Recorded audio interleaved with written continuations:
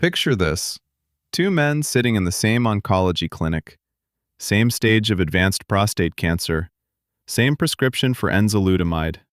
Fast forward a few months, one man's scans look almost squeaky clean, while the other man's tumor barely notices the drug. What's going on? Here's the twist. The answer may not be hiding in their DNA. It may be floating in their blood. Specifically, in tiny fat-based messengers called lipids. Why bother with lipids? Think of your bloodstream as a group chat.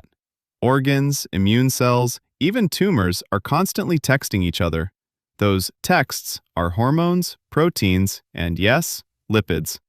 Change the mix, and the tone of the conversation flips from stand down to all-out attack. The key point? These lipid patterns are not identical across patients. In several studies, certain signatures show up more often in Black men with metastatic castration-resistant prostate cancer. And, crucially, those same signatures line up with who stays on modern androgen receptor pathway inhibitors, or ARPIs, the longest.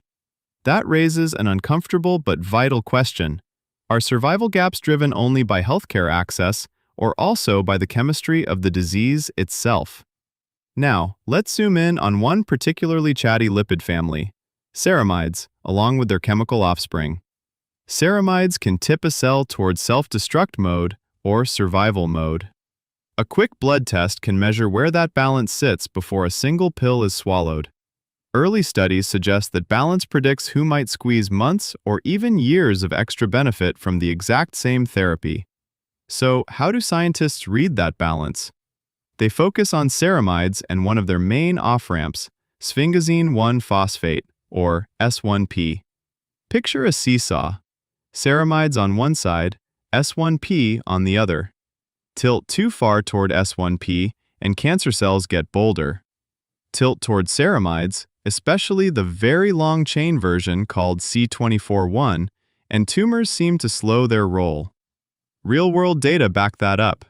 In recent patient cohorts, men whose blood carried higher levels of very long-chain ceramides, especially C24-1, stayed on enzalutamide or abiraterone longer before their scans lit up again. And that held true even after adjusting for all the usual risk factors. Translation? These lipids aren't just innocent bystanders. They may help decide whether the drug slams the brakes or barely taps them. Lab experiments tell the same story. When prostate cancer cells are engineered to crank up an enzyme called sphingosine kinase 1, SPHK1 for short, they funnel ceramide intermediates toward S1P. Suddenly, ARPIs struggle to slow those cells down. It's like pressing the brakes while someone reroutes power to the gas pedal. Turn off SPHK1, and the drug bites harder. Here's what makes this so exciting. Lipid balances are movable. Diet, inflammation, previous therapies, even yet undiscovered gene variants can nudge ceramide production up or down. Unlike a fixed mutation, this layer might be pharmacologically adjustable. So two men starting the same ARPI may be standing on very different biochemical starting lines. One is already set up for a long response. The other might need extra help, say, a combination therapy that pushes his ceramide circuitry toward a drug-sensitive state. Think about how doctors already use blood sugar or cholesterol panels. Those numbers don't cure diabetes or heart disease, but they guide when to start a statin or adjust insulin. A ceramide-focused panel could play a similar role, not replacing PSA tests or genomic profiling, but adding another lens that flags who can coast on a single drug and who needs backup on day one. Researchers are already testing that idea. They're pairing ARPIs with experimental SPHK1 blockers or with heart medicine cousins that just happen to tweak ceramide metabolism. In early lab models, those combos don't just slow growth, they sometimes resensitize cells that had learned to shrug off standard doses. If the clues pan out, oncologists could start treating ceramide ratios like weather forecasts, signals that tell you when to sail straight and when to change course. Trials could stratify patients by their starting lipid tilt. Follow-up scans might come sooner when the pattern looks stormy. Over time, clinical guidelines might slot these readouts next to genomics to fine-tune risk calculators and survivorship plans. Right now, though, ceramide testing sits in a gray zone, promising but not clinic-ready. The next step is large, diverse trials, the kind that beta test new navigation software. We need proof that tracking and tweaking this balance actually steers outcomes in the real world. Let that sink in for a second.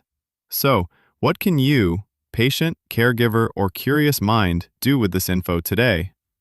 Start with questions.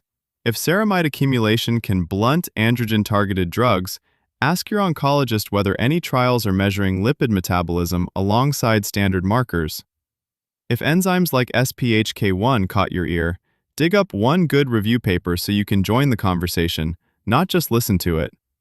And if future studies combine ceramide modulating agents with standard prostate cancer drugs, think ahead about what you'd need to feel comfortable. Side effect profiles, biomarker plans, trial logistics. Time for a quick recap. So here's what we covered today. 1. Lipids aren't just fat, they're text messages in your bloodstream that can influence how well prostate cancer drugs work. 2. The ceramide S1P seesaw, especially the very long-chain ceramide C24-1, may predict who gets more mileage from ARPIs like enzalutamide and abiraterone. 3.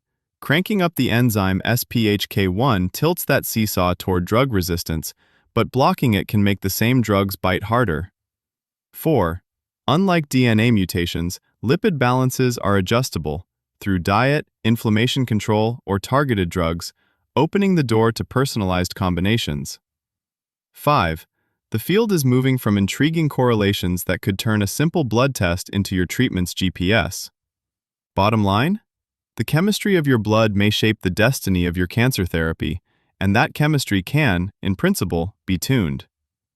Next time you sit down with your care team, bring up lipids, because the more you know about the conversation happening in your bloodstream, the better you can steer the next step in your treatment. Thanks for listening, and stay curious until we meet again next week.